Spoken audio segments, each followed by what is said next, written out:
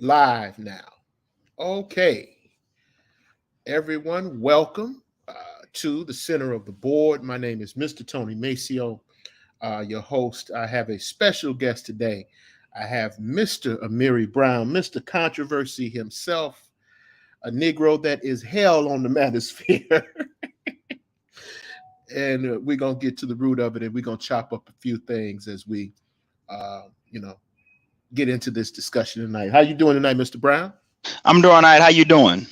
Man, I'm doing good, man. I'm doing good. I'm hanging in there. So, one thing I wanted to ask you Hmm. before we get underway here, the question I had was this: first of all, what brought you to YouTube, Hmm. and how did you wind up in? I shouldn't say conflict. How did you wind up in these spats back and forth with the manosphere? Well, first of all, I want to say I appreciate you for having me. On your platform. It's always good to get with and other intelligent brothers and chop it up and have discourse and dialogue. So just let me say that.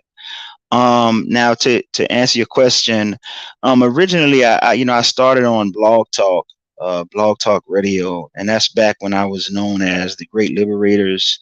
And I was just doing just I would do it like a weekly show every Sunday, and then maybe take every fourth Sunday off. So I do three Sundays in a row, then I take a Sunday off.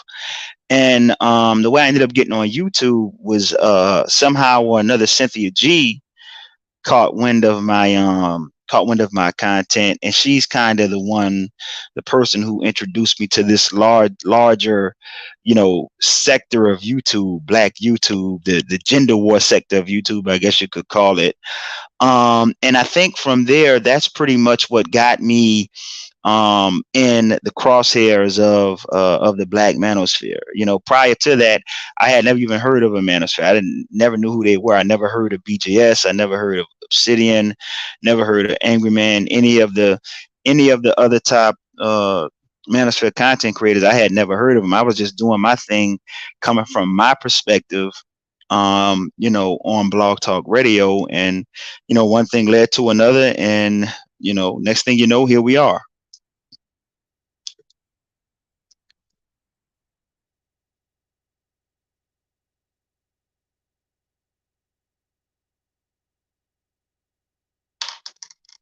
Tony, you there? I'm here. Can you hear me? Sorry about that. Yeah, I can hear you. Okay. You said a name that is heresy in these spaces. Okay. Oh Cynthia yeah. G. Did she introduce you to this space, or did she tell you about this space, or did you just wander in here and shit been on ever since then? Well, she more or less introduced me to the space. And looking at it in hindsight, I think she had her own her own agenda, because obviously she's no stranger to controversy, especially in this space. And like I said, she just somehow or another she caught wind of my content, and one thing led to another. Because initially, when I knew of Cynthia G from you mentioned anti-hotep, but I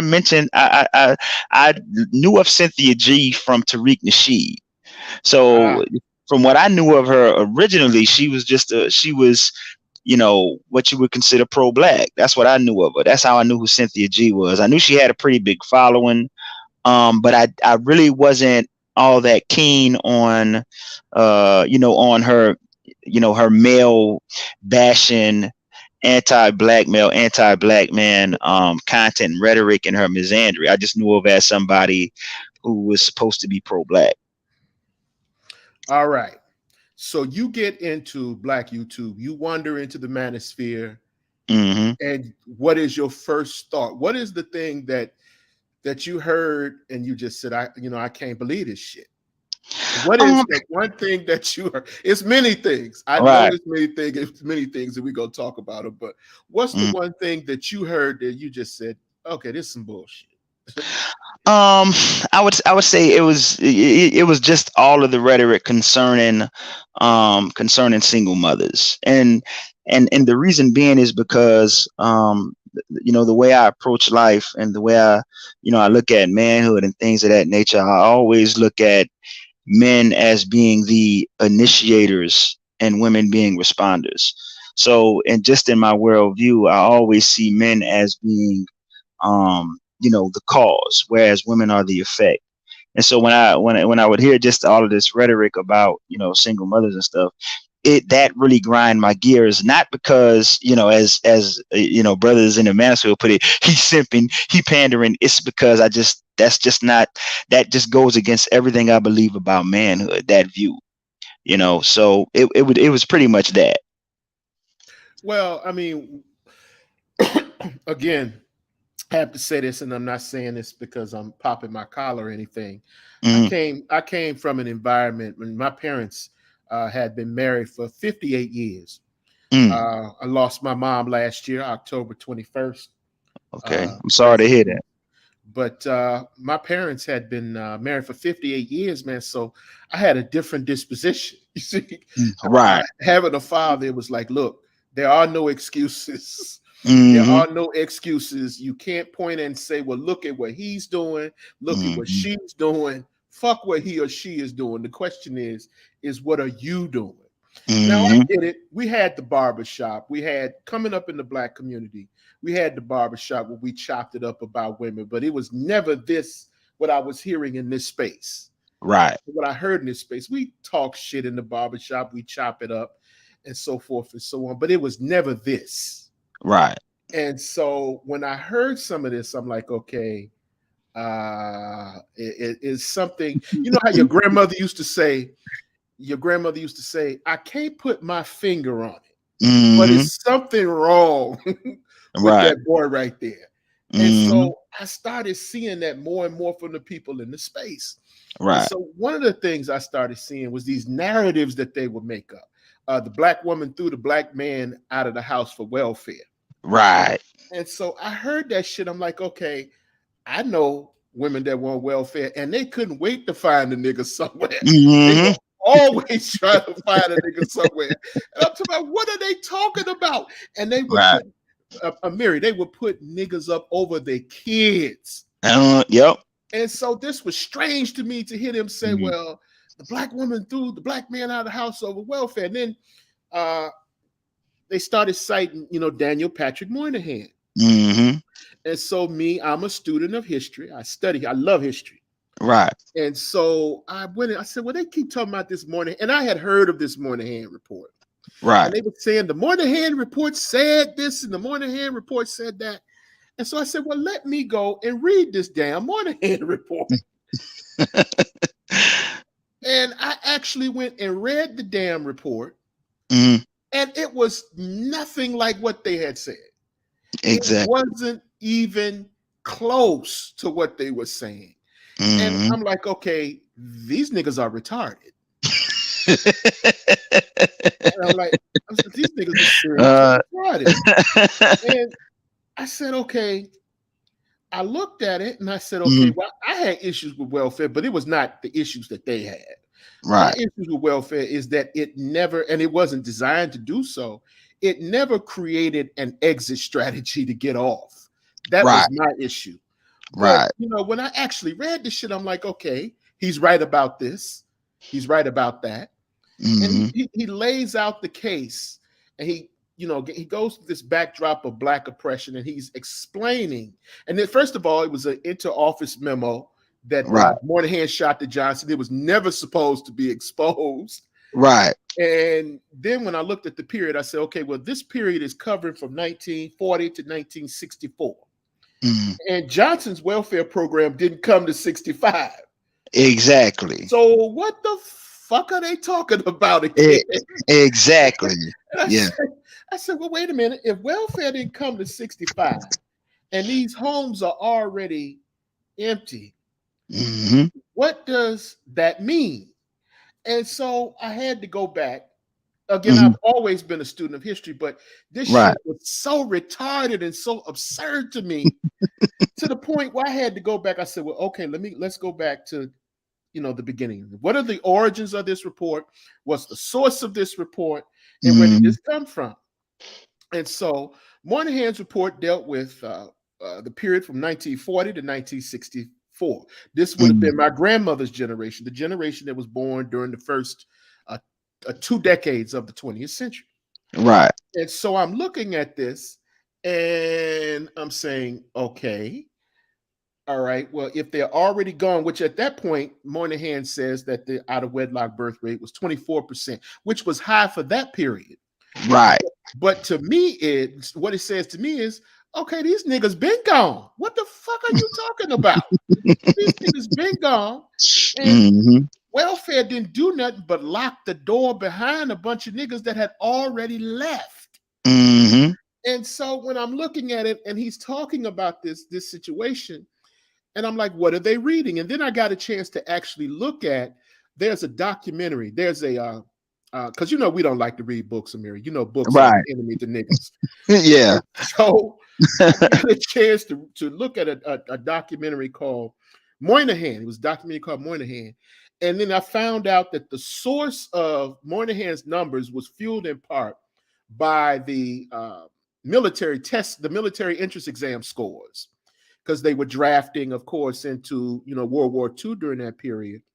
And so they saw that the lowest test scores came from the people that had, come from single parent homes. And a greater concentration of that number, according to the documentary, was in Black homes. And so I'm saying, okay, the Black woman threw the Black man out from welfare, but yet Johnson's welfare wasn't passed to 65. What are these niggas talking about? What are they saying? I mean, what is any of this really about? And then I began to discover these niggas don't know anything about numbers. I think we lost it. I think we lost it. I think we lost Amiri. Anyway, hopefully, okay, here he is. He's back in here. All right, you there? Yeah, I'm here. Sorry about that. No problem. I said these niggas don't know anything about numbers. Mm-hmm. They know even less about facts. And reading comprehension is just not in these niggas' skill sets. Right. I mean, is that just me? No, I'm right there with you. And I'm like, okay, can these niggas comprehend what they're reading? And so Right. then the next thing is like, okay, they went and got statistics. The next thing was most Black men are middle class. I'm like, huh? Most Black men are middle class. So I said, okay, what's the source for that? The International Family Institute studies. And when I actually went and read the shit, and what it said was they took a subset of Black men born in 1964 and they followed them to adulthood. And by the time they were 50, they had reached the middle class. Right. Exactly. And it said the one way that they got there was through, of course, the military. Mm-hmm. And they said their belief in family and faith and Christianity was a thing that I'm like, what is wrong with these niggas' comprehension skills? Mm-hmm. And then when I started, then they said, then master teacher. I'm like, master teacher? This nigga needs to be in school. I mean, this nigga seriously needs to go back to high school. Yeah, we both know who you're talking about, too. Yeah, you need to go back to high school. Mm-hmm. And so, because I was actually on that program one time, and it was like they were on here, and it was just niggas. They were just making shit up. You could tell them it was an 85% divorce rate back in the 50s. And I'm like, no, I'm pretty sure. I mean, it was just ridiculous, Right. Yeah. It's like, well, this is your homework. And I'm thinking to myself, I'm like, nigga, I didn't ask you to be my teacher, so you really don't have any authority to assign me any homework. Right. Yeah. And so, I was diplomatic. I didn't say anything, and I tried to just find points of synthesis with them. But then I discovered, I'm like, there's no point of synthesis with these niggas. They are stupid. Yeah. And I felt like I was talking to somebody from, Idiocracy, the movie Idiocracy. I don't think I ever seen that movie. You should check it out. I should check it out. Okay, yeah, I'm gonna put that on my bucket list. I'm like, this shit is pure retarded. And I'm like, this is the best that they have, right? Mm, And so then I began to hear, well, the black woman participated in the slave trade. I'm like, oh my God. yeah. Oh my God. I mean, and it just got increasingly worse. Yeah. It's kind of like downhill trajectory from there, right? All downhill from there. And Hmm. so now whenever I say, okay, I'm switching up. And so I pretty much defected away from YouTube because I'm like, okay, you can't even. I'm going to ask you, how do you? I need to know. I just need to know this. I need you to tell me, how do you have the patience to deal with this bullshit? Well, I mean, that's definitely a good question. Like at points and times, I have to take a hiatus from it because it gets draining when you have people who would rather hold to social myths that don't really do anything in terms of helping them in their quality of life or in their relationships or help, our communities and things like that. So, at points in times, I have to take a hiatus and just step back because you're right. Like it's enough to make you go mad with just how people will cling to stupidity, especially in this space. It's ridiculous. I mean, it was not just. I mean, it was all kind of shit. It was like, Mhm. Madam C.J. Walker was a real madam. I'm like, oh, oh God, you know. Yeah, it's crazy, man. I mean, it was purely embarrassing, and it's Yeah. like, okay, and then and here's the killing part. Mhm. There's some people that actually gave them a listening ear. I was going to say power, but they don't have any power. They just don't. Right. Right. Somebody actually gave this shit credibility, you know. Mhm. And then I start looking at, okay, who are the harbingers of this message? I said, Right. okay, now that explains everything. That explains Mhm. everything. Okay, you got a group of niggas that are upset that they have to pay child support. They Mhm. upset over child support. Mhm. And another group, it's like one group of niggas are upset because they got too much snatch. Another group of niggas are upset because they got too much snatch, and now they Mhm. on papers. Mhm. And I'm like, okay, where are we going with this? I mean, the shit started to make my head hurt.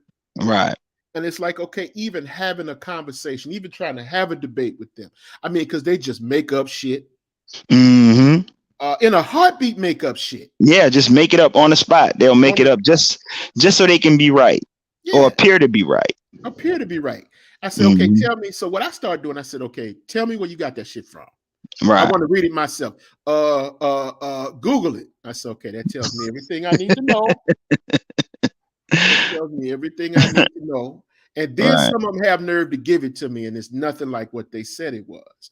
Right. So my thing is, when you deal with, because you just recently you did a debate with the quote unquote master teacher. Mhm. That shit was shameful. Uh, and one of the most, and you tell me how you cope with it, because one of the things I began to see Mm. is like, okay, the argument never stays on point. They always want to regress you back to Yep. the Neolithic age, the Yeah. age of the goddamn woolly mammoth. Mhm.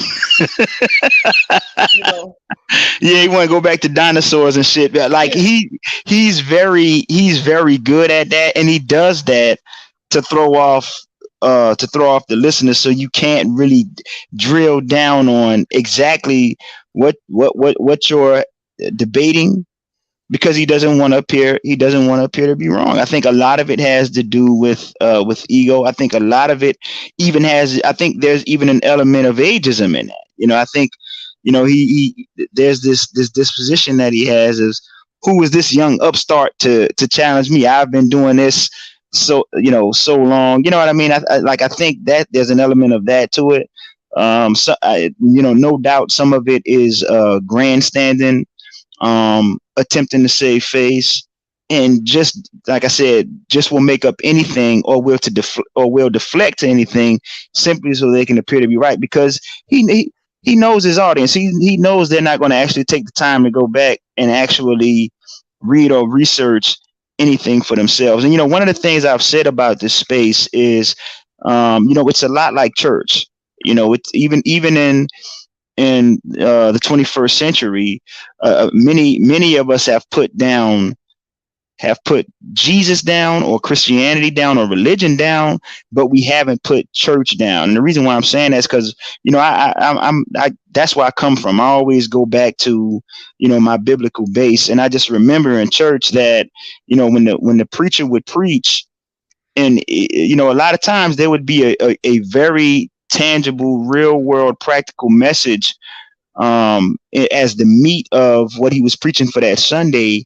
And most of the parishioners, most of the listeners didn't get it. All they knew was, man, Pastor Shaw preached today. But if you ask them, okay, well, what was the message? What was the lesson that you were supposed to glean from the scriptures that he had you follow him with through the Bible? What was it? They wouldn't be able to tell you, but all they know was he preached. And I think in this space, particularly in the black sector of YouTube, there's a lot of that goes on. We've put religion down, we've put Christianity down, but we haven't put church down. It's the exact same thing. But Amiri, even in church, god damn, the preacher's entertaining. I mean, entertaining. God damn. Yeah, I mean, he gonna hit you with the whooping and the hollering. Yeah. Yeah, he's gonna give you a little bit of hermeneutics, and he's gonna have it's gonna be something different. You're not gonna go every Sunday and hear the exact same message coming from the exact same book of the Bible, from the exact same verse and things of that nature, like what you hear in this space. It's very redundant. And you're right, like people like us, we don't get entertainment, that much entertainment value from it. Like, I'll just be honest, I don't even watch a lot of the content in this space. Every now and then I'll check a couple of channels out, but for the most part, I'm like you. I'm either watching documentaries, or I'm watching the Joe Rogan podcast, or a podcast that's going to actually give me useful information that I can utilize in my everyday life to try and get to where I'm trying to go. I don't have time to be sitting here talking about some shit from 60 years ago, all because I want to evade personal accountability because I shot the club up. Now I want to act mad when I catch a body. And you have a lot of brothers who gravitate to this space and gravitate to that message. And it's just like what you were saying. That's why they're mad, because they got to pay child support. It's like, okay, even the shit from 60 years ago, at least it needs to be true. Yeah, that's true too. Man, that's what I'm saying. That shit is completely fictional. Yep, they just this bullshit they made. They made up. And it was like somebody, and it's people that will actually give them money for this. Yep. And I'm reminded of a quote by this person. I forget his name. He said, "No one ever went broke underestimating the intelligence of the American public." And I said, that goes ditto or double for niggas. I mean, because this is unbelievable. Right. Some people will actually listen to this. And it's like, you said something earlier. You talked about the disaffection of the black church. And it's like everything we are, all we are comes from the black church. There wouldn't be any of this without the black church. There wouldn't be any civil rights movement. There wouldn't be any Title IX. There wouldn't be any of this without the black church. So when these niggas start coming to somebody, we have a message for black men, and they say, well, the black church is not involved. And nobody's saying that the black church is perfect. But I'm saying, let's keep it 100. Where did most of your mamas go when they couldn't make the rent? To the church. To the church. Where did most of your mamas go when they couldn't pay the light bill? They went to the church. Where did your mama go? Where did your mothers go when she was short on that money for them Christmas toys to get your shit out of layaway? She went to the church. Yep. This is true. And guess where they're going to bury your stupid ass? At the church. You go out here 10 toes up. you're gonna be at the church. At Somebody church. gonna say a biblical scripture over you. They're gonna Mm-hmm. close the casket and they're gonna put your dumb ass in the ground over a prayer. And Mm-hmm. so it's like, okay, it would be one thing if, again, if the shit was factual.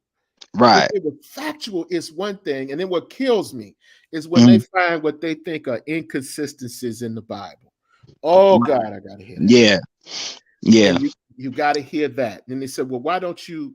Why don't you? Well, I don't go to church because the preacher is such and such and so. Oh, you don't want to go to church because the rest of the women, you don't want to stand in line behind the preacher for the women. Got that? It ain't got Mm-hmm. nothing to do with a white Jesus. It ain't got nothing to do with the contradictions of the Bible. You want to Mm-hmm. use the church as a meat market. And Right. because the pastor stands in hierarchy over your punk ass, Yeah. you want to shade the church because you don't get cuts on snatch. Basically. Yeah, he don't feel like he have first dibs on the snatch that's running around there. Yeah. So I'm like, okay, no, Well, let me ask you this, Tony. go Do ahead. you think would it be? Are you of the opinion that um that at today, right? Mhm. Black people have become more secular, and that has been to our detriment. I agree with that. I do Yeah, agree with that. yeah, me too. I agree with that. Now, if you look at Mm, um, and you did a live and you talked about mm, the Black Power movement, and I wish I had been there for that because you hit the nail right on the head. mm. The Black Power movement was a ideological shift from the civil rights movement. Yep, The civil rights movement was southern based and there was a strong Christian ethos in yep. that movement. Mm-hmm. And when it shifted and it took on a more northern vibe, even though it had southern roots, it took on a more northern vibe. They were dealing with issues of welfare. They were Mm-hmm. dealing with issues of course, the single parent homes. They were Right, dealing with slums. They were dealing with other issues than, let's say, the outright naked segregation of the South. right. And so you had a different kind of dude up north. Mm-hmm. Culture was different up north than it was down south. Yep. And so it's like a lot of these dudes that were in the Black Power movement, they came out of these fucked up childhoods Mm-hmm. with these parents. Well, you know how it is: mama's baby, papa's maybe. Yep. The daddy was long gone. Mm-hmm. And so a lot of them segued into street life. And then when the Black Power movement came, a lot of them segued out of the street life into the Black Power movement, but they still kept that same mentality. Yep. And so one of the things is that they were anti-church because they were so-called experimenting with Islam, but them niggas weren't going to no mosque consistently. Right. They just wanted to hear that shit about the white man. They weren't interested in going to no mosque. They weren't interested in Mm-hmm. that discipline. They weren't interested in none of that. Right. So they got a lot more secular. Then you had the influence of a lot of the black folks that were communists Mm-hmm. and That's true. Marxist Leninists, and they Yep. came in with this ideology about religion is the opiate of the masses Right. and all of that Mm-hmm. shit. And Yep. I'm like, okay, explain that if religion is and this is how you fuck them up. I said, if Mm-hmm. religion is the opiate of the masses, explain Malcolm X. Mm. Right. Crickets. Mm-hmm. If you love Elijah Muhammad, but religion is the opiate of the masses. Right. If that's the case, explain the deacons for defense. Who? Mm-hmm. Who? They never heard of him, huh? Never. They think you're talking about Mr. Brown, Tyler Perry's character. Right. Yeah. Never heard of no shit like that. Mm-hmm. Explain Robert Franklin Williams.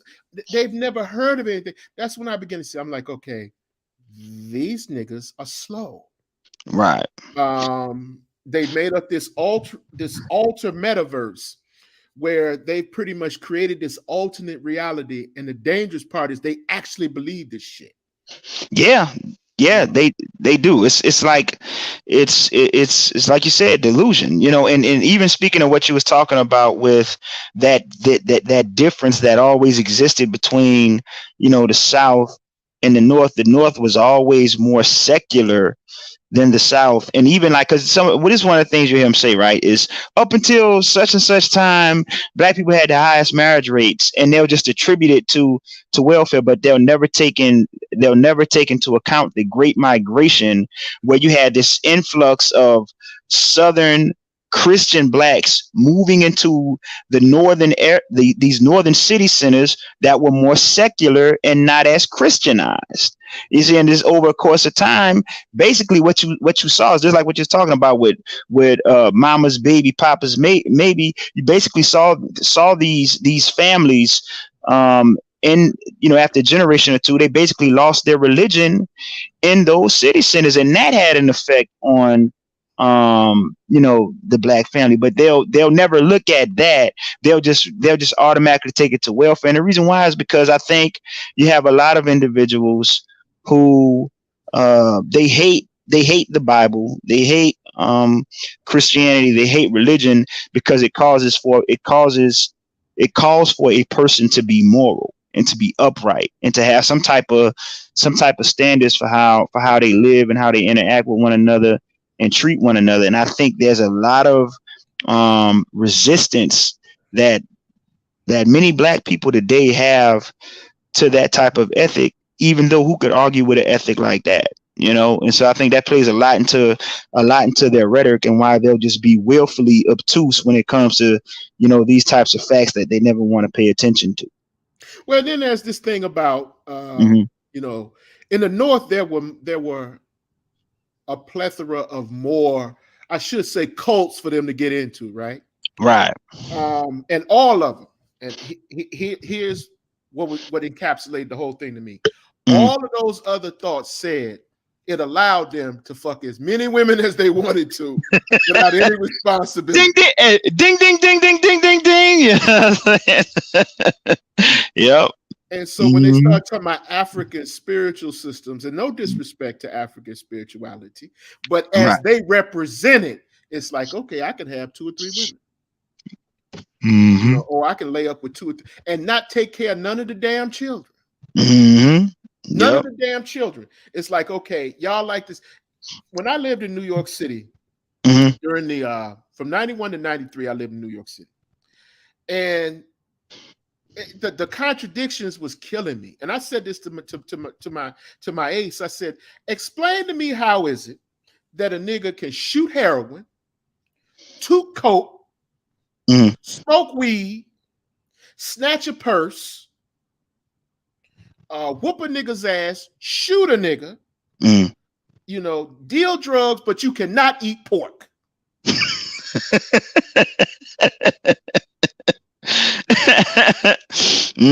That's a great observation and a great point. It's a capital offense for you to be eating a bowl of Jello, because that's pork. My brother, right. Do you know that's pork derivative number 5?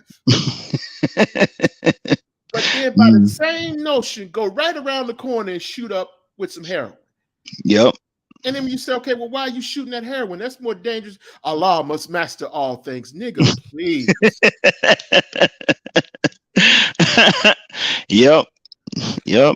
And it would seem as though these various little spiritual cults that they get into allow them to do almost anything except be accountable, especially when it comes to women.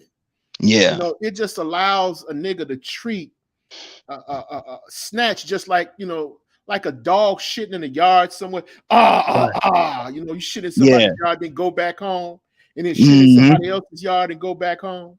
Right. That's what it seems to allow them to do. Right. All the while professing righteousness. Yep. That's the crazy part. Yeah, like it says, like the good book said, have a form of godliness, but denying the power thereof.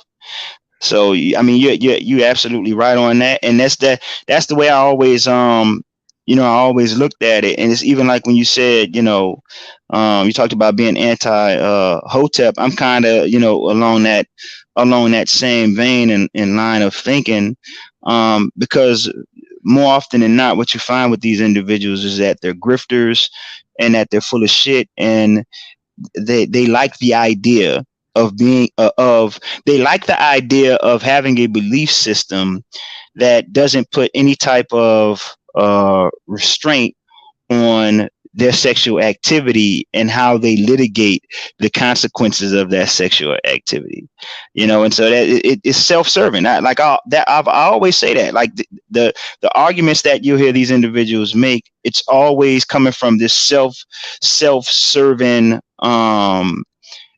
perspective, where they're just looking to ingratiate a plethora of snatch to themselves. You know what I mean? If you're keen enough to pick up on it and see what they're really what their real modus operandi is.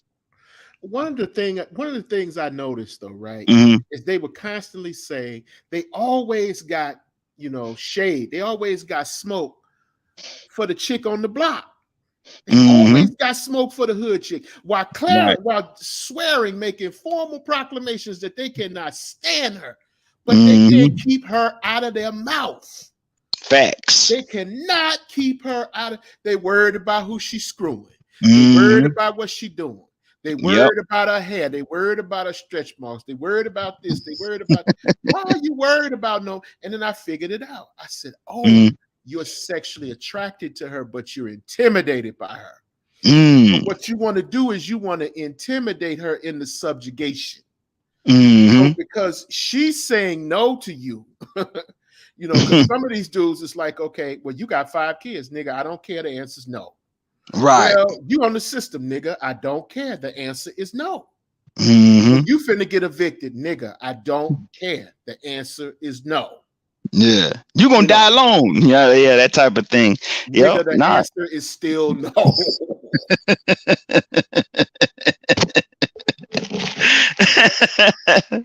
And then they'll swear up and down that no, oh no, it's not that. It's not. No, you are obsessed with her. You are so obsessed with her that you leave the shores of North America and go south and find another chick just like her. Facts. And that brings me to another question I wanted to ask you. What is your opinion of this passport bro phenomenon? Okay. Well, I would say under ordinary circumstances, I wouldn't really have a problem with it. Like, so say if a guy say you just want to do some traveling or whatever the case is, and you travel, and then you just so happen to run across a young woman that you find attractive, she find you attractive, and y'all do y'all thing, and that's it. Then I don't think anybody has a problem with that.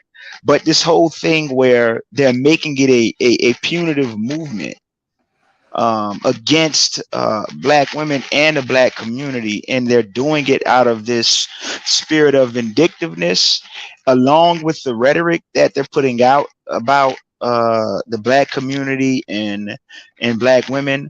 That's what I have a problem with. And the thing for me is, it's kind of like what we was talking about earlier, how they just make stuff up, and we want to sit here and these brothers want to sit here and act as if, for the most part, brothers haven't been doing whatever they wish to do. It's just like this total detachment from reality.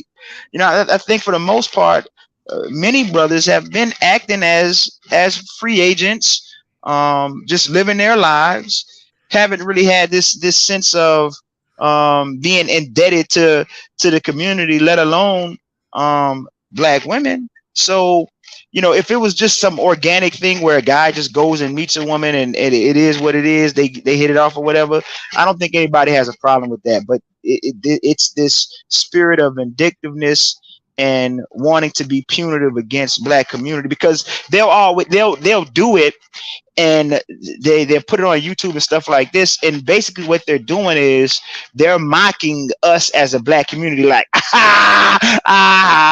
we going over here, we going where we celebrate over here in these third world countries, and getting with these dirty foot women from other areas, and tricking off over here, and the community fucked up, and we ain't helping fix it. Like it's the vindictiveness and the punitive nature of it that I have a problem with, and so that's why I push back against it, and I'll call them on it. You know what I'm saying? If you want to just live your life, go live your life. Nobody's saying you can't be happy, but this thing where you trying to antagonize and be punitive and be vindictive and all this other stuff, that's what I have. Me personally, that's what I have a problem with. Well, see, here's where I sit on it. I don't care what they do. I wish they would leave. Right. Because I know when you gone, they're going to send your ass right back.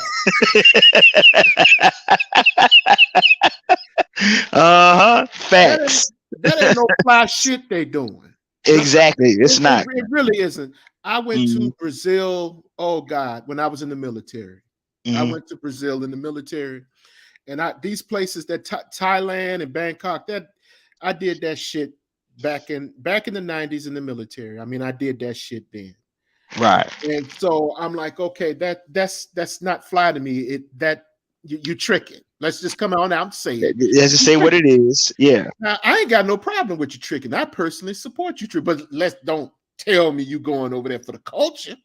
Right. Don't tell me this woman over here that's days away from starvation that belongs on the goddamn Sally Struthers commercial is more feminine. Don't tell me that, because I know that ain't the case. Mm-hmm. They belong on, for 35 cents a day. But that music playing, that sad music playing in the background. Arms of an angel and all that shit. So, I'm like, no, don't tell me that. And so it's like, okay, well, we over here because, and then let's count up the scoreboard. Okay. One nigga went over there, talk about he was escaping the Matrix, right? He died over there. What? I didn't know about that. Oh, yeah, he died over there. They had to take up a GoFundMe to bring his ass back home. Damn, I didn't know about that. You didn't know about that? Nah, I didn't know about that. Oh, yeah, he went over there and died over there. Damn. And they had to take up a donation to drag his ass back. Yeah. Man, that's crazy. So now the situation in Colombia, and that's the funny part about it. They're gonna talk about the out of wedlock birth rate in the black community, and the out of wedlock birth rate in Colombia is 84%. Right? Yeah. I did a show on that about how high the out of wedlock birth rate is in Latin America. It's sky high. Exactly. And now let me ask you this: what do you think? But aside from the fact that we know that they're sexually attracted to sisters but at the same time intimidated by them, what do you think what do they have?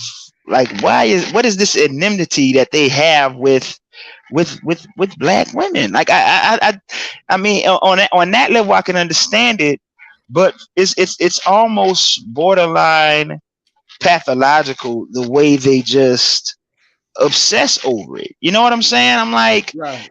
It's weird, man. It's definitely a weird dynamic with these guys. Sexual validation is a barometer of one's acceptance within the community. That's my theory. And you have some of them that are some people say socially awkward. Right. I would say socially awkward. I would say just socially handicapped. Okay. Period. Yeah. And so the social skills are so far beneath anything that I'll give you an example. Right? Mm-hmm. There's this dude, right? He's at a table full of women. He's at an event and he's at a table full of women. Right? And so his idea of an icebreaker is not, back in the day, we would say, well, what's your zodiac sign? That was a quick way to start a conversation. Yeah. What's your zodiac sign? Yeah. When were you born? Little stuff like that. Right. This Negro sitting at the table talking about semen and sperm retention.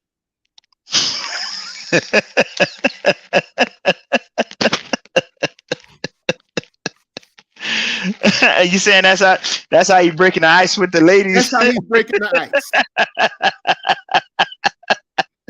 And I know she's sitting there saying, "You damn right. That's what's gonna happen. You're gonna be retaining Mhm. every drop of your motherfucking sperm because you ain't getting on here tonight." Uh-huh. Oh man. That's his icebreaker. Right. That's his icebreaker. And Wow. so I'm like, okay. I said, well, here's how progressive I am. I'm saying, okay, some of these dudes Hmm. they just don't have the personality. So I Right. said, okay, just pay for it and shut up. But then it occurred to me that some of these niggas are too stupid to trick.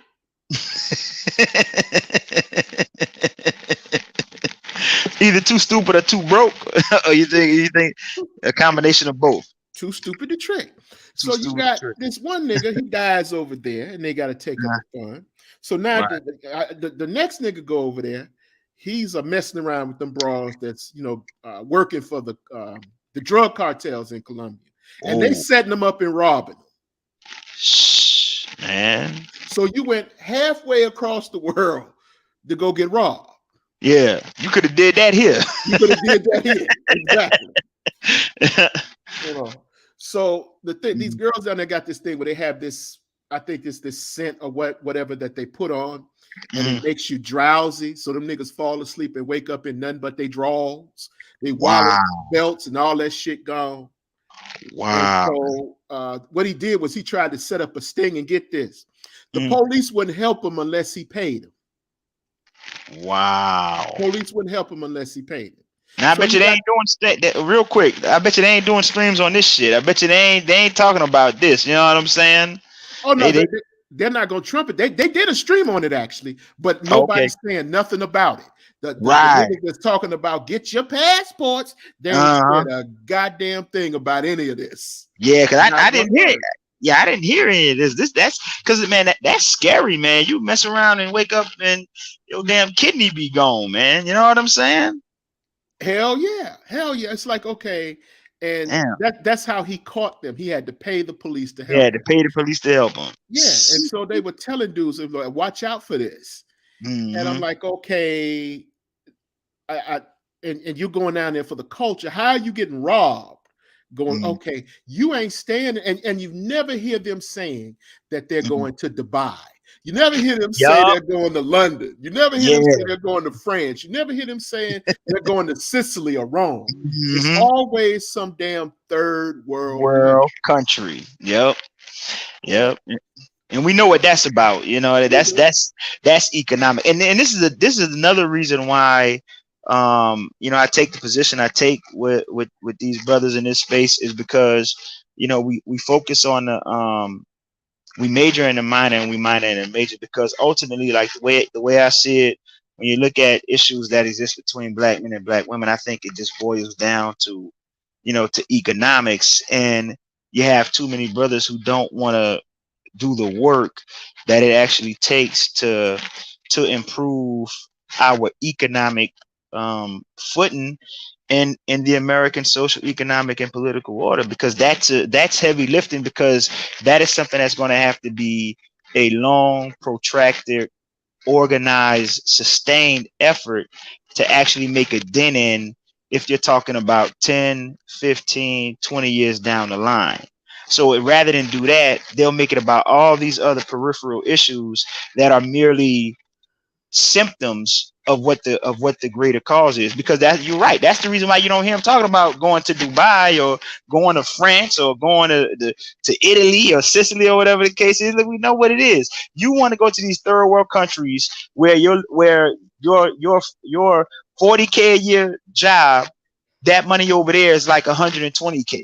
So at the end of the day, it's economics, but they don't want to focus on that. It's all about this whole thing, which we just see that in modern time, where people, everybody wants everything now. We just believe we deserve something now because we live in an era where it's fast. You know what I'm saying? You got 5G network.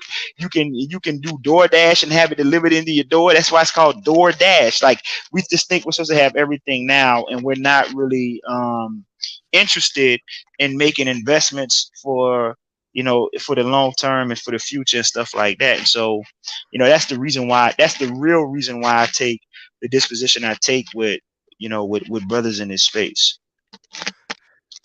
Let's just come on out and say it. They're scared of white folks. Boom. Booyah. Come on out and say it. That's They're the scared that's of the white long folks. and short. Yeah, that's the long and short of it. I was having a debate with one of them. It was not really a debate. I guess it was just kind of like a back and forth. And he even said that the white man has guns. And I said, "Oh, so you admit you scared of the white man?" That's what I said. Yeah, like this is so. Just, if you let him talk long enough, then it'll really come out. You know what I mean? Because it's like they say, the pen is mightier than the sword, and what that is it's about the ability to proliferate ideas, because at the end of the day, ideas are bulletproof. Ideas are enduring. You can't kill an idea. And what we would rather do with the technology and the ability to influence uh, culture and behavior in minds is we would rather self cannibalize, attack the women of our own community, and attack the men of our community who we disagree with by calling these men simps and all these other names they call them, instead of actually using these platforms and this media apparatus to build a network for social, economic, and political change for both black men and black women. I think that's a tragedy that we're witnessing right now. Well, one of the things I couldn't understand this I couldn't lay it out the way you laid it out. I couldn't understand what Mhm. was the Negro's pathology. I couldn't understand the source of it. And Mhm. I got my hands on a book called Wretched of the Earth Okay. by Frantz Fanon. And he Okay. talks about all these pathologies that are born out of fear, Mm. that are Now, what you born out what of you said? What you said, Frank? Because I'm writing down. I'm actually taking notes. So you it, said "Wretched of the Earth," and Wretched what of the was Earth. Frantz Fanon. France Fanon? Frantz Okay. Fanon. It's two books. It's Wretched of the Earth and Mhm. Black Skins, White Masks. Okay. And he talks about the psychology of the oppressed and the pathology of the oppressed, and how Right. all of these things are forms of escapism to keep them from dealing with what's really Mhm. bothering them. Right. You know, That's. I look at this, I'm like, okay, so in other words, you don't want to compete with this man for wealth and power. Mm-hmm. You want to beat up on a woman, you want to subjugate a woman so you can fuck her. Mm. Yep. You don't want to compete with this man for. And then they came up with this shit about the gynocracy. And I'm like, Right. what planet do these niggas live on? Because Uh-huh. in the world that I face every day, where I work, it's a Mm. white man run that place. Mm-hmm. Yep. What gynocracy? When I go to the bank, to make a deposit or something like that, that's a white man's bank. Yep. uh Anything that has to do with anything that you need, any means of survival, Mm-hmm. success, or prosperity, you're dealing with a white man, not a woman. Yep. So I don't know what they're talking about when they talk about God. I don't know what that is. Right. And Yep. so I said, okay, you ain't talking about the real world. You talking about the black community. Mm. Oh, you man. Okay, this is about child support. God damn it. Okay. This is about. It's about child support. You know, Mm-hmm. this is about two things. This is about either just snatch or child support. That's what Mm-hmm. this is about. The gynocracy. Okay, that's what the gynocracy is in power. And even then, she's in the white man's courts. So, Mm-hmm. and then it's like, well, the system is unfair. The system is unfair. Well, let's look at it. Who gonna be left with the fucking kid? And I'm gonna tell you, these niggas don't want their kids. They Yeah, don't. yeah, yeah. Well, we already know you had one of them who got custody of his sons, and then after a little while sent them right back to the mama. You know what I mean? Yeah. So yeah, you're definitely right that they don't really want custody, man, and that's why I was saying, like, really, it's like you said, they want the snatch, but they don't want consequences. What they're calling the gynocracy is the consequences of how they behave sexually.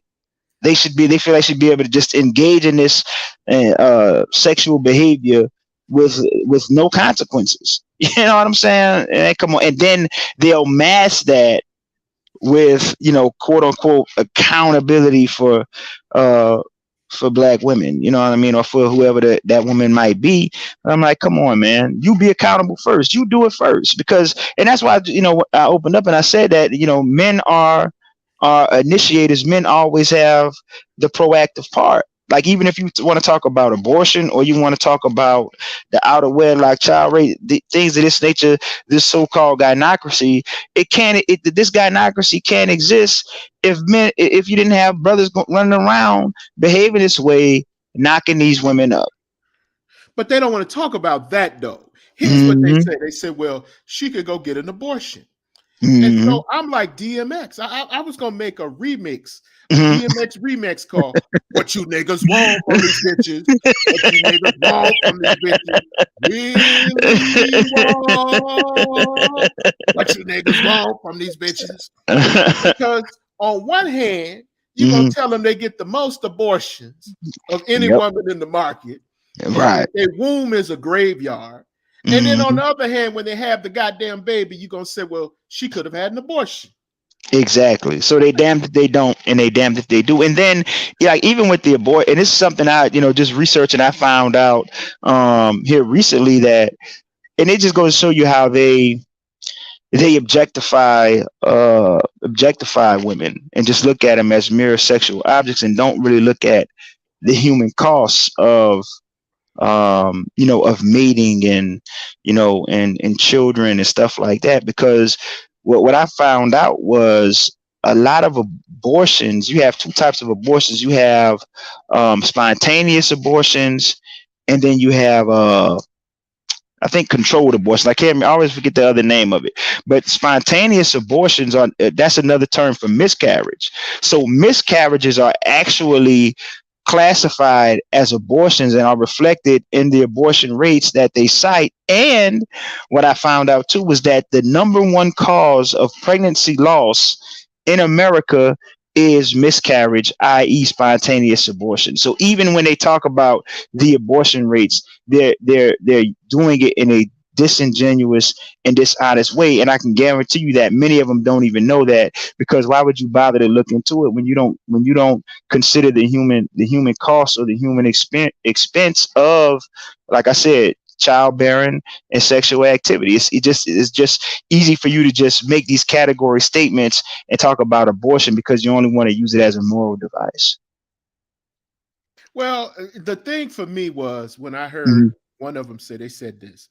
It was one of these niggas that's always screaming about black women having the most abortions. Right. So I heard one of his streams one day when I forget what I was doing. I was probably digging in my nose or something like that. And Right. so he said, he talked about how he got this woman pregnant.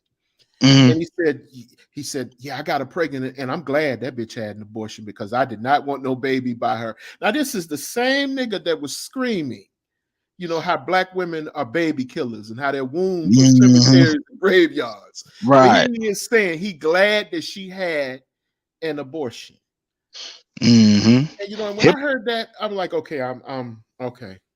Yeah. That's hypocrites, man, and that's why I don't be wanting to hear their mouth, man, because it's that type of hypocrisy that I just can't rock with. And see, the reason why I take that position is because I'm very anti-abortion, and what I'm saying is that my behavior is going to reflect that I'm anti-abortion, because I'm not going to engage in behaviors that would have to put a woman or a fetus in that position to where she would have to go get an abortion, or the fetus would have to be aborted. So my behavior is gonna be in concert and going to be in lockstep with what my moral beliefs are. And this is why I have the position I have with them. These niggas are no more moral than the man in the moon. In fact, the only problem they have with abortion is it's defined as a woman's right and not defined as a man's right. If abortion was defined as a man's right, i.e., meaning he could force a woman to get an abortion, or he could force a woman to carry his child to term, they wouldn't be making these moral arguments about abortion. They're hypocrites. Well, I mean, it just like I said, that did it for me because Hmm. it's like, okay, what do you niggas want? I mean, Hmm. what do you want? I mean, you already come and lay up on the woman.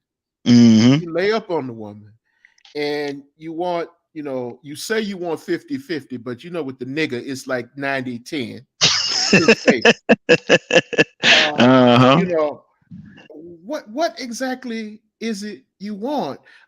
You've Hmm. been able to come lay up on her, Hmm. used her for all manner of schemes and scandals and plots. Hmm. I mean, what exactly is it do you want? I'm like, I lost it one day when Nicole Michelle had a, uh, she has a YouTube channel, and she Right. did back in 2019. She did a show, and it was this nigga on there. He was like, "Well, yeah, single mothers this and single mothers that," and somebody slipped up and asked him, "Do you have children?" He said, "Yeah." He said, "I have three of them." Stop. Are you married to the mother? No. Shut up. Exactly. Shut up. Yep. You in here talking all this shit about single mothers, and you got three children. It ain't married to it And ain't ain't married. married to damn mother. Ain't Yeah, that something? yeah. You gonna make a single mother and then call her a single mother. You know, Exactly. and it was at that point I'm like, okay, I see what this is. What this is. Hmm. The majority of these niggas are underachievers. Hmm. They haven't obtained anything substantive. A few of them, got a pretty good coin here and there. And Right. so the new hustle now, of course, is Bitcoin. These niggas think they're Warren Buffett because they discovered the new Bitcoin scheme. Uh, Hmm. and, or they got a cyber tech security certificate from Hmm. DeVry or some online college that nobody accredits. And so they went somewhere to some company. That certificate is only as good as that company. It is only as good as the company will allow it to be. So you can Right. make $60,000 or $75,000 by telling a nigga to turn off their router, unplug your router, and count to 10, Hmm. and plug it back up. And so Right. now you feel that you're doing something because you have a tech job, and most of that shit is seasonal. And I'm like, okay, it's only a few of them that's exceptional, Right. what they would call exceptional.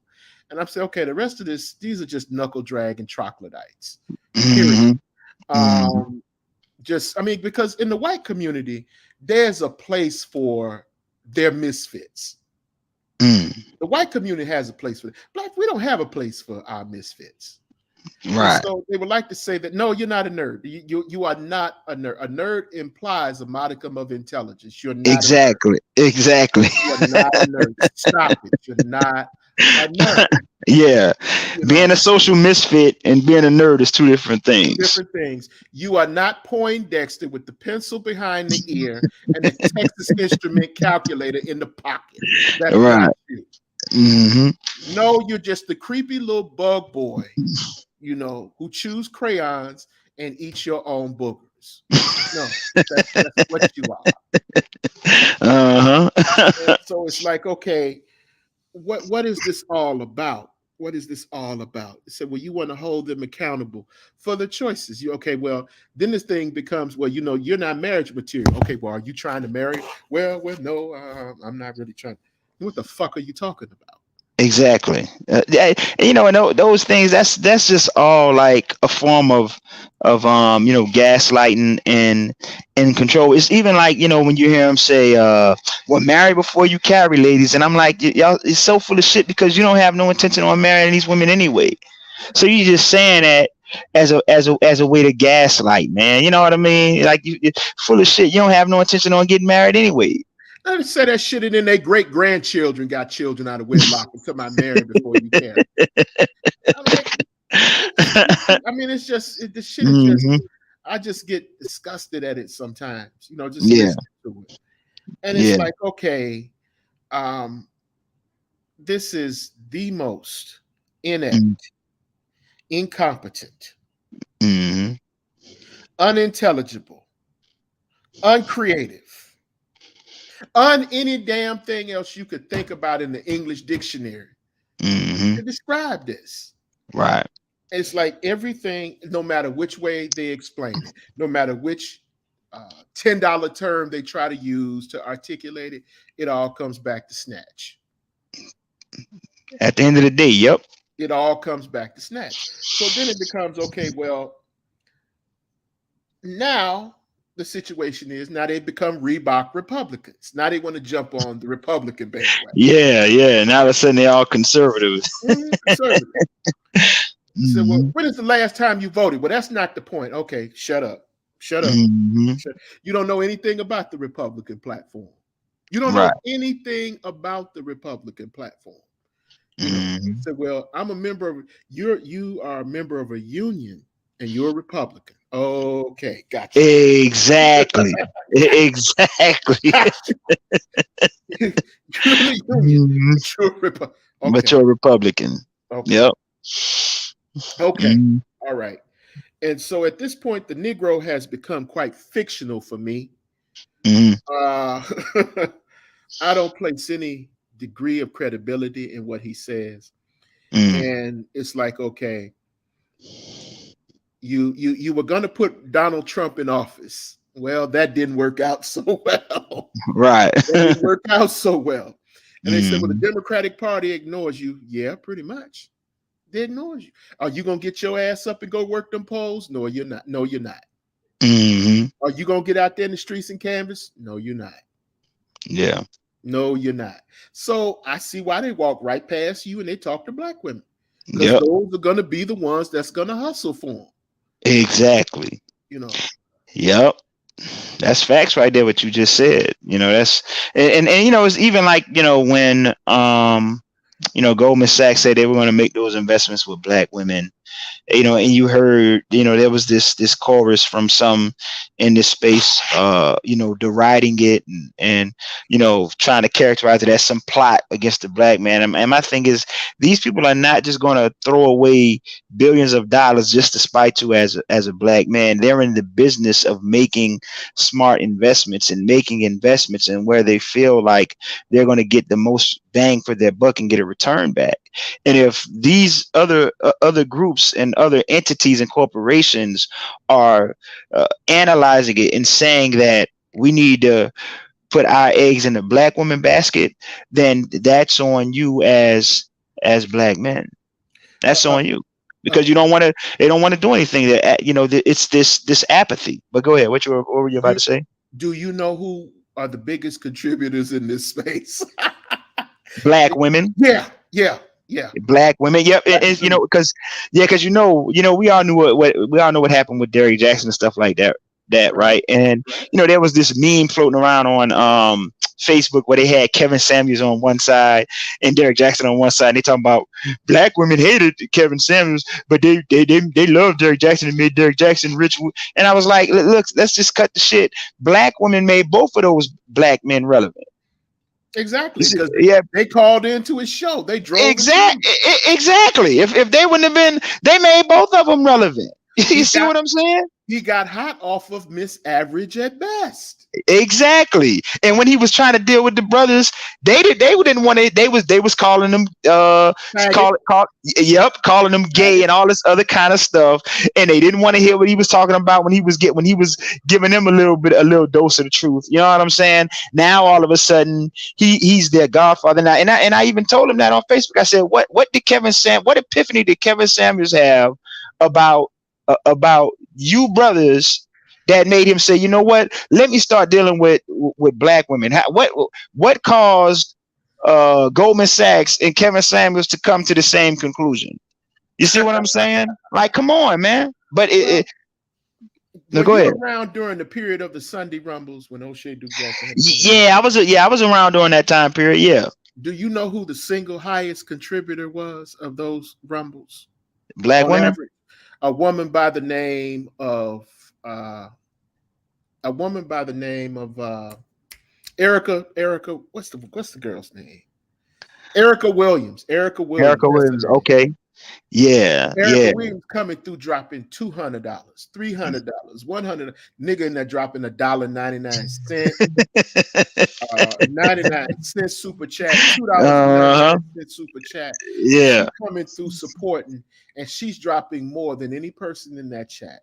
Mm. And I said, okay, that Mhm. tells me everything I need to know Right. about this space. That tells me Mhm. everything I need to know. And I'm saying, Right. okay, I don't necessarily agree with Mr. Jackson being dishonest, but let's Right. talk about business here. Mhm. Shit, I'm going where the money resides. Exactly. Period. I'm going with if the Democratic Party, Goldman Sachs, Mhm. Barrett Jackson, Kevin Samuels, and everybody else in corporate America is going where the money resides, there has to be something to that. Exactly. You know. Mhm. So I mean, for me, it's like, okay, this is a no-brainer here. Right. And I'm like, okay, so now what's next? What's okay? Now you can't get a Republican candidate. The Republicans can't count on you niggas as if they want your vote anyway. Mhm. You can't count the Republicans as a win. You can't count, and none of them know who their local representatives are. Their state representatives are. Mhm. And one of them, I had put. He was talking so much shit about Republicans. I pulled Mhm. his voting registration. This nigga Yeah. hadn't voted in 10 years. And there you have it. You see, Yep. and I'm like, okay, this is. It just got to be. It's. It's I crazy, man. I just It's don't know what to say about the shit. right. Uh, I said you can handle this shit now. I can't do it. Yeah, it's that type of, that type of hypocrisy.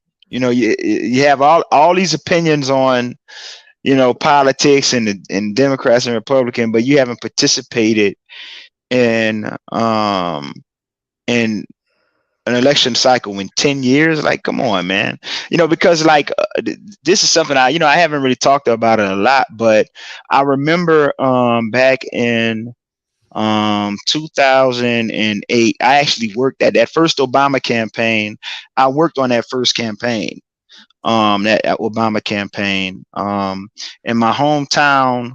We were a politically active family. My mother, she was clicked in with with the politicians there, and so it's just kind of par for the course for me with just dealing with, and that was local politics, because that's another problem that we have is we'll be focused on national politics, presidential politics, but a lot of times we don't pay enough attention to our local politics, Right. school board and stuff like that, and so just coming up, and I was in high school, and later on when I graduated from high school, I was just, we were always politically active, and a lot of that was, thanks to my mother, and it's just something that just kind of stuck with me, at least just being interested, as I grew older, got a family and stuff like that, and had to really go out to the world and make money. I wasn't as politically active, but I was always politically aware, and then once Barack Obama hit the stage, that kind of, you know, I got caught the bug again, and I was actually active on that campaign. So, I have some room to speak um, on politics and stuff like that, and when it comes to actually challenging brothers to be more involved in their local politics and in the political process, because at the end of the day, that's what it boils down to. It all boils down to politics. Well, that's where the money's chopped up. The money's chopped up in the Mhm. municipality. The money's chopped Yep. up in the state houses of legislature. Hmm. That's where Yep. the money comes from. what did it for me? Hmm. I can remember I had been somewhat politically active because in my Hmm. community was a working class community. Right. On one end of the block, you had everybody that went to work. On the other end of the block, you had the niggas that broke into people's houses and did a vast assortment of other shit. But Right. um, there was some degree of political consciousness and a duty Hmm. towards some civic responsibility Right. in the neighborhood. And so one of the things was for me, Hmm. a lot of these niggas will talk about the beef with the Democratic Party, but they're mad at the Democratic Party. Here's what they're mad at the Democratic Party about. They Hmm. mad at the Democratic Party because they're giving black women welfare. That's what they mad at Yeah. the Democratic Party about, right? Hmm. And I'm like, okay, if I'm gonna be mad at the Democratic Party about something, Hmm. I was upset with how they treated Jackson in 84 and 88. Hmm. That's what I was upset about. Right. Uh, in 1984, Jesse Jackson came to my church and spoke at my Hmm. church. Right. And in 1988, he ran against Michael Dukakis, and he was like the second or third highest vote getter, which should have put him in the position to become a vice presidential candidate. Right. But Dukakis did him dirty and went and got Lloyd Benson out of Texas. Hmm. And it was at that point that I was done Right. being. Now my thing is I've always looked at, I've said, okay, well, let me see what they're talking about, and if what they're talking about makes sense and I think that they're going to pass it, then Hmm. I could support them. But after that, I said no more votes readily for the Democratic Party. Hmm. That's Yeah. the real, I say that to say that's the real beef. If Right. you're going to fall out with the Democratic Party, fall out with them over that. Don't Right. fall out with them because they're giving some chick in the hood $632.96 a month. Right. Right? Hmm. And for me, it was like, okay, this is the issue that I got with them. The Democratic Party Hmm. wasn't really interested in any form of parity, but let's be honest. We vote for the Democratic Party because they're the ones with the smallest foot. And it's the old voting for the less of two evils. Hey, I get it, but let's just call Right. it what it is. If you're Mm. going to have a beef with them, have a beef with them over that. Right. And, Yeah. you mad with them because they giving up food stamps. You mad with them because they giving out cash assistance, WIC and AFDC. That's what you mad about. But it's people in your family on AFDC or Hmm. WIC, Go but ahead and tell the truth. yeah, Yep. but you mad because they giving someone else's daughter that you want to fuck $632.92. That's Mm. what you mad about. Right. And so at that point, I realized, okay, in the words of my good brother C Boogie, these Negroes are finished. Um, you know, this whole idea that they got some kind of power, that shit is ridiculous. Hmm. And the past they chase it. Now explain this to me. The white Okay. man can go overseas, Amiri, Hmm. and trick his ass off and come back no problem. A Right. nigga go to Brazil and trick off and it becomes an international incident. Ain't that something? How? Ain't that something? Like it goes back to what you were talking about. When it comes to social skills, because this is one of the things I even said. I should have said, like, come on, man, you should have known that you can't go to you just in this day and age, man. You can't go to a foreign land and and call their women easy and do it in a very public and open way and just think that that's gonna slide. You know what I'm saying? Like, Yeah. come on, man. That dude, yeah, that's gonna get you in trouble every time. Every time. And he's lucky, you know, that he didn't get hurt. Well, he got the hell out of there before he got hurt. Yeah, Uh, he slid out of there. My yeah. thing is this though. My thing is this though. Here was, because I looked at, I said, wait a minute. Let's be honest. Brazil has been a spot for sex tourism ever since the 1960s. Right. Everybody has known that.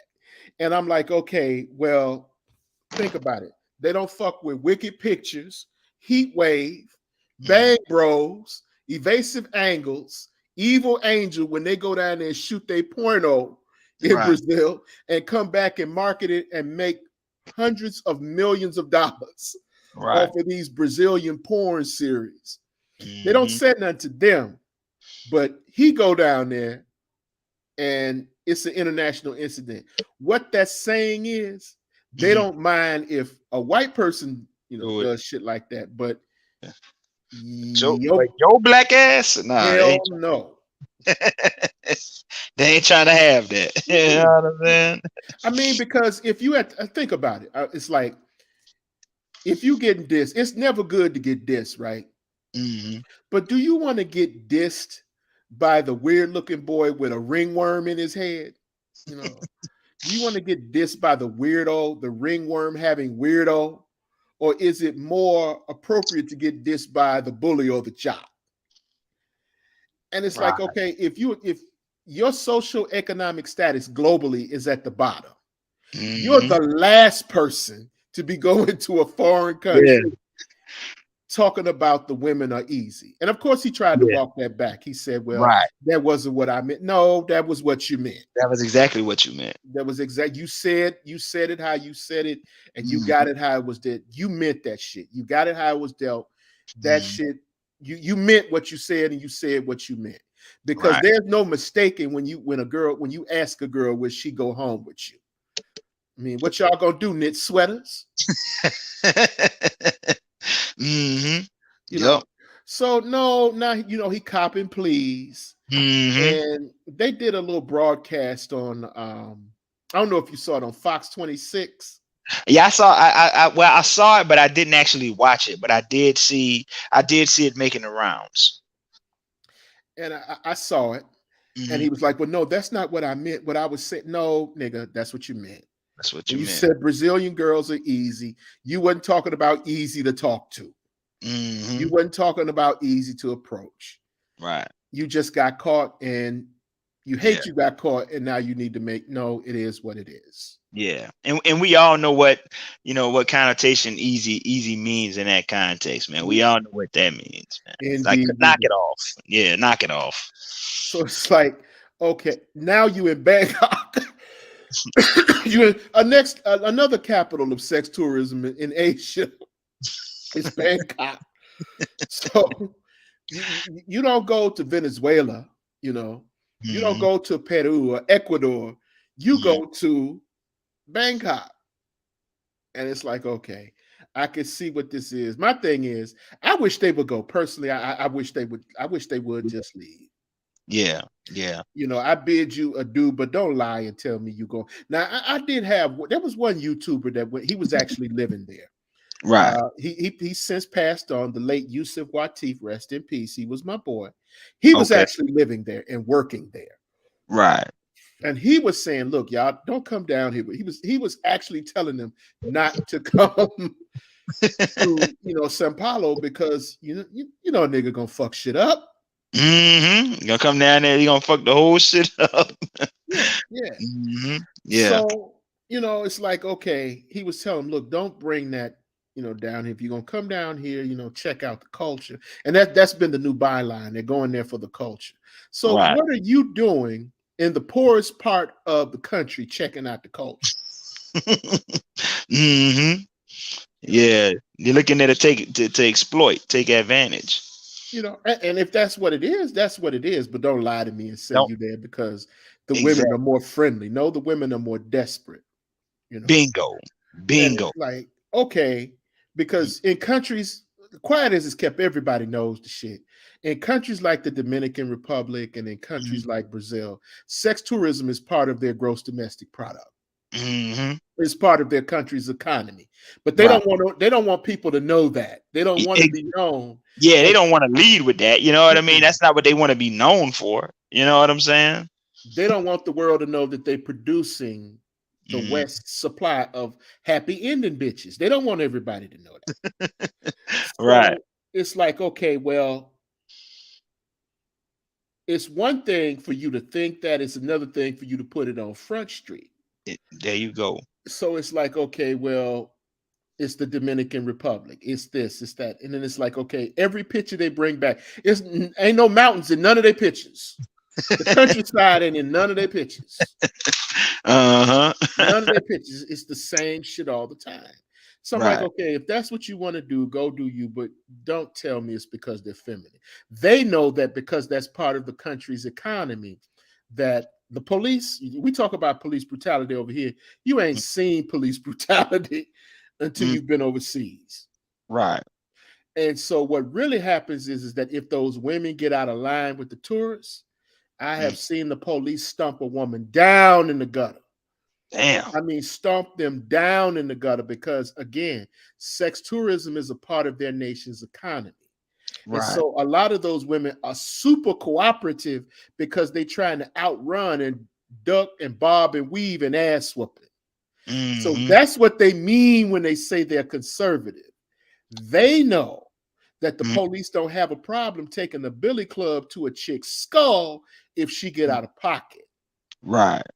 because not only are they working for the police and the women, not only are they working for the government in some capacity, but some of those police officers and those girls are working for those criminal syndicates in those countries, Yeah, those cartels and stuff those too. Yeah. cartels. Exactly. Mhm. So they know, that if they get out of pocket, they will be dealt with. And so Right. that's what they're talking about when they say that they're super compliant. In Right. every country where you've had dictatorships, Mm, like Joel Goulart in Brazil. That's mm, 67, he came to power. Brazil has had a long line of dictators ever since the 60s, and dictators and prostitutes go together like niggas and white women uh, uh, at hangings. right. But it's they know that, they understand that, and that's what nobody talks about. So when Right. they said, "Well, I'm going down there because um, the culture," no, you're not going down there because of the culture. Well, I'm going down there, and the ones that do, some of them, very few of them go down there and find women, but you notice they stay over there. Not too many of them bring them back, Right. and so I'm like, Mhm. okay, it's a reason for that. It's a Mm, reason for why you don't want to bring them back. And it's like, okay, of the few that go down there and do get married, that's not your struggle. And that's another thing. They love swagger jacking, somebody else. mhm. It's like, well, no, that's not you. That dude married that woman and he's still overseas and he has a family. Are you trying to stay over there? I thought, no, you're not trying to stay over there. You're Mm. not trying to stay overseas.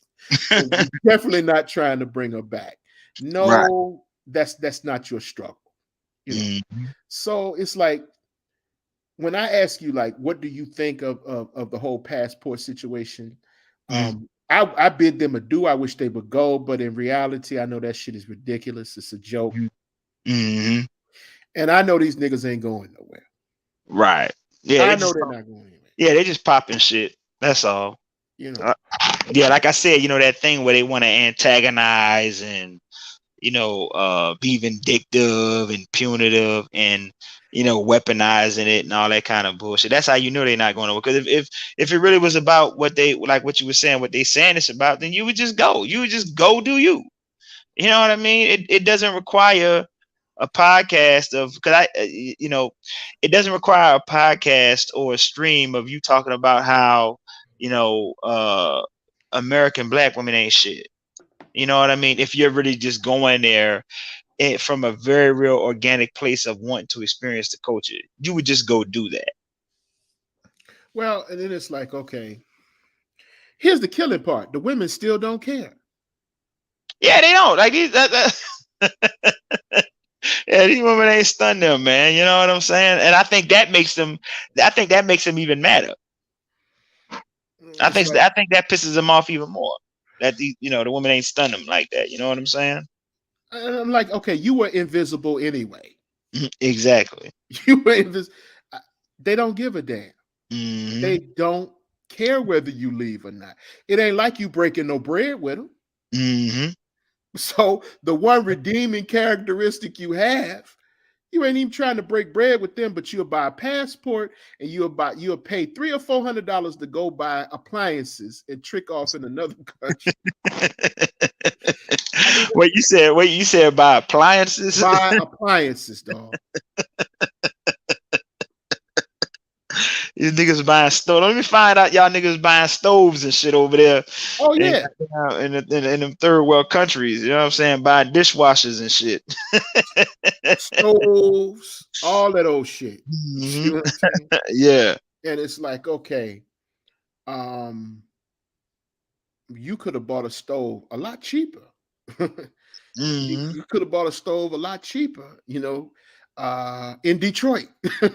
You Yeah. could have bought a stove a lot cheaper in Cleveland, Uh, and it's and I was finished.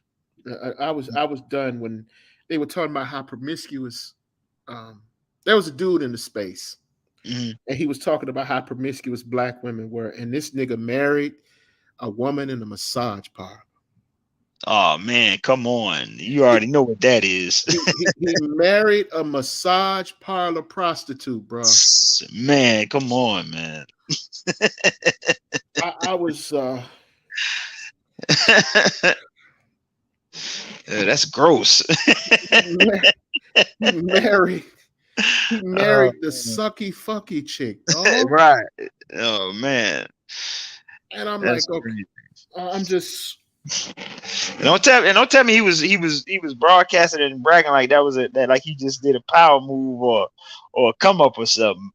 yeah, he did. He was somebody his woman was an Asian. His woman was an Asian and this, that, and the third. And then they found out who the woman was. And the Right, woman was in the he was married to a woman that was in the massage parlor, man. man. He was talking about how submissive she was. Yeah, she's submissive. Uh She's submissive for a yard. huh, man. And Well, they going out bad, ain't they? man. And so it's been like, okay, Mm, I heard, your podcast. To get back to, I heard your podcast and I heard a number, and I'm like, okay, mm. this makes sense to me. So, I had to have you on here for a conversation and to chop it up Right. because it's sober. It really is sober. You have restored my faith in Negroes, sir. Okay. I was ready to burn the whole lot of them Mm, because I have these niggas on my left and the Hotep niggas on my right, mm-hmm. and it's just depressing, man. I mean, it Right. really is. The shit is Yeah. ridiculous, man. It really is ridiculous. Right. And it's like the killing part is the belief that they're somehow intellectual. I know, right? That's the killing part. Mhm. I Yeah. saw the debate between the white boy, Oh man. and I'm like, okay, that's shameful. Yeah. Yeah. Yeah. That was brutal. It was brutal to watch. Um, yeah. It was, Yeah. That was brutal. yeah, that was. Mm, And you can even just see from, you know, the white guy's face, what he actually thought of the arguments that the brother was putting up. You know what I'm saying? yeah, The guy's facial expression said it all. yeah. And then it's like, okay, he brought two more, and all of them got chopped up too. And it's like, I said, now the only reason he can get away with that is because he white. Because you do know, had that been another nigga that was saying Oh, that, yeah. He would have been good. yep, screaming up and down. So I think we lost our host again. Maybe he'll be back momentarily. Maybe he will be back, but we're getting down to the quick of things here. So I invite you guys, if you want to come up and chop it up, I'll put the link in the chat. Okay, here he is. He's back. All right. Yeah, I'm back. I don't know why I'm on my phone, but I don't know Oh, why. okay. Yeah, I don't know why I keep doing it. Just keep after a while. I guess it's just dropping me out. But Yeah. yeah. What we were saying? I wanted to say something right quick. He I bought lost the my other thought. two in there and got chopped up too. Oh yeah, yeah, it was yeah. See, like yeah, see if that would have been a brother, he would Hmm. have been screaming at the top of his lungs, cussing them Hmm. out, Yeah. just acting a plumb fool, but you show that white boy the utmost respect though. You know what I'm saying? Yeah. Yeah. You know what Yeah. I'm saying? That That was. would have been a brother wouldn't have been able to get a word in edgewise. Yeah. Yeah. You know? That's why I'm amazed at how you can do it. I'm Yeah, amazed. I can't do it, man.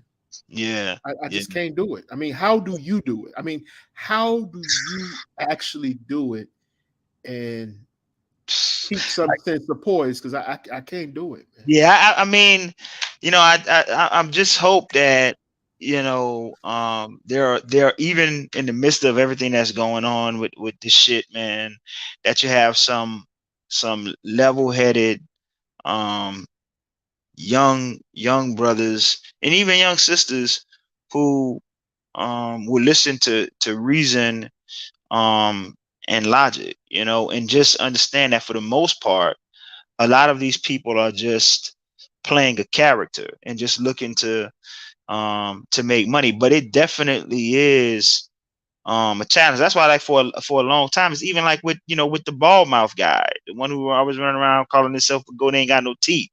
I like with him, I can't. I now he's a person I just can't do it with, because just certain individuals you got to stay away from, because they'll bring the worst side out of you, and I don't want to do that when I'm up on these social platforms. And that's the reason why, because I understand that you have young impressionable minds, both men and women, black men and black women, who you know um are actually looking to learn something and maybe find some value and some real logic and sense in all of this stuff, and not just looking at the noise and looking at um the the the demonstration of niggerdom, you know what I'm saying, who are Right. actually just trying to learn and navigate themselves, in the 21st century, especially as it relates to, relationships with black men and black women. You know what I'm saying? Like, that's always what's at the back of my mind. We know what it is. What Frederick Douglass said: it's easier to raise strong children than to repair broken men. Indeed. Indeed. Indeed. Yeah. My last question for the night as we Okay. bring it on in. Andrew Tate, thoughts? I think Andrew Tate is a fraud. And he's a fraud. He's just like what I was just saying. Like, he's playing a character. Now, I do think he's a smart fraud. In that he's just. I think what Kevin Samuels did. I think for a lot of people, it brought this whole uh red pill, red pill uh dating advice, giving women advice and stuff like that to the forefront, telling women what men want to the forefront.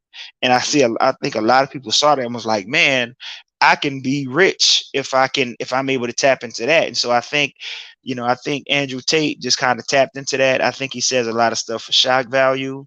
um I think he's just on here saying what he thinks people want to hear, namely men.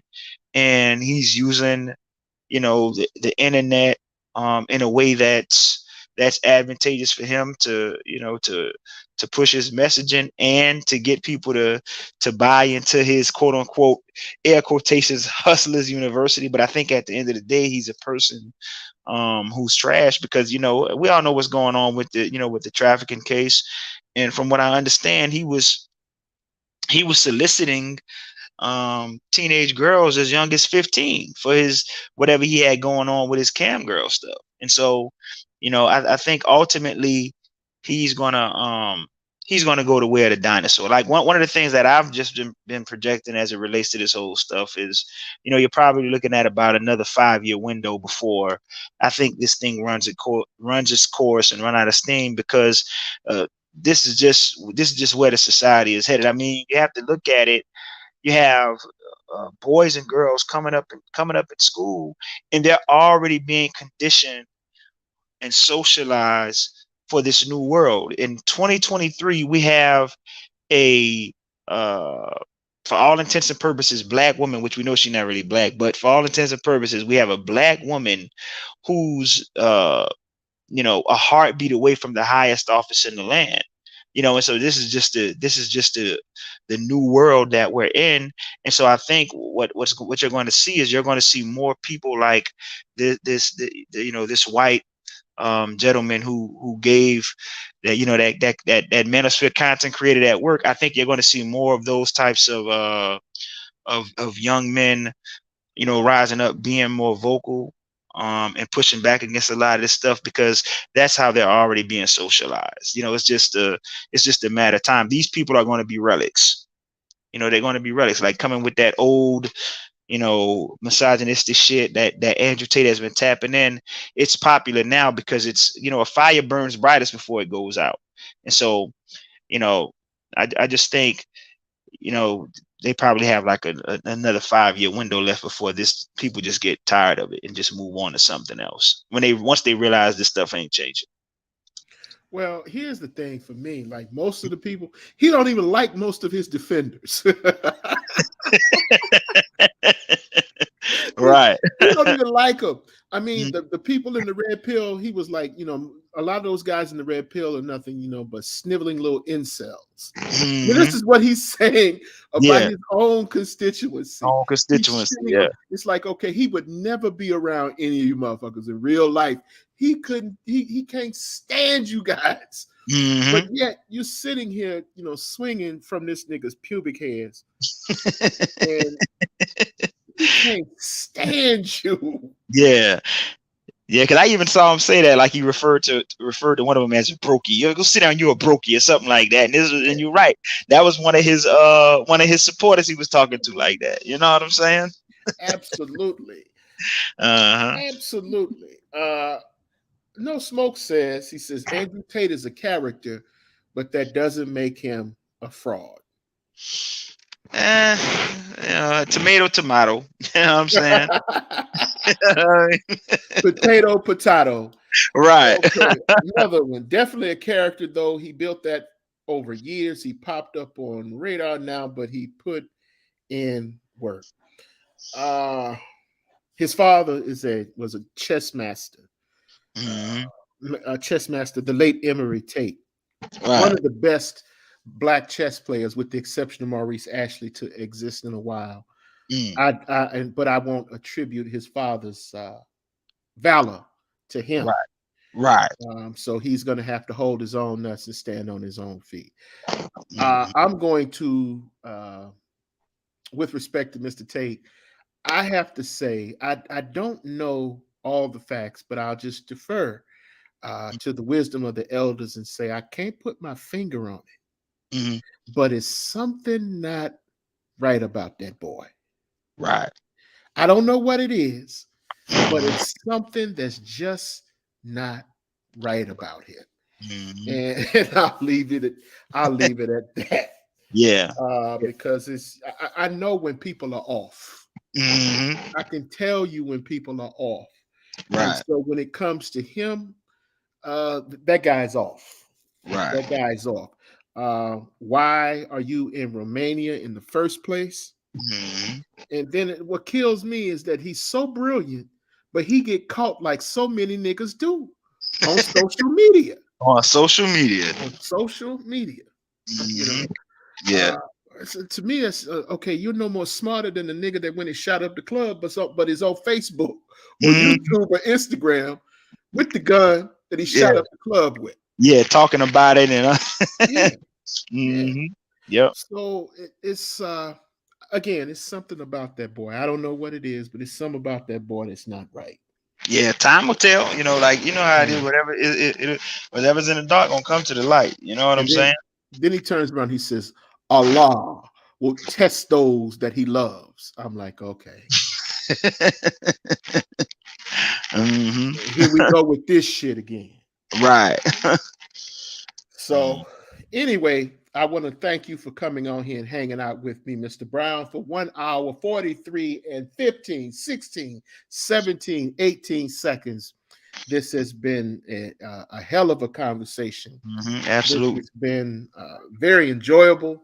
Hmm. Talking to a sober-minded Black person. Uh, Thank you for your content, and thank you for your contribution to the universe to make this place a little better place than it was, than it has been in the past. Thank you for your contribution. Okay. Thank you for joining me, and hopefully we could do this again sometime and let people know where they can find you. Yeah, yeah, y'all can catch me on at the Amiri Brown Show on YouTube, and you can follow me at Amiri Brown on Facebook and Amiri Brown on Clubhouse. So yeah, I definitely appreciate this, brother. I always found you to be very articulate, intelligent, and well read. And I actually was taking notes with some of the things that you were saying tonight that I found to be very thought provoking and profound. And so I'm definitely going to be looking at getting those two books you told me about with France. What you say his name is France? France Fanon. France Fanon. Okay, Yep. Wretched of the Earth and Black Black Skin, skin, white White man. Man. Okay, okay. Yeah, but I definitely appreciate it, brother. Thank you for hanging out with me. That's going to Absolutely. do it for this broadcast. And as always, you guys remember to be good to one another, but don't forget to be good to yourself. Until next time, this is Mr. Tony Maceo. For my guest, Mr. Amiri Brown, saying we are out of here. See ya.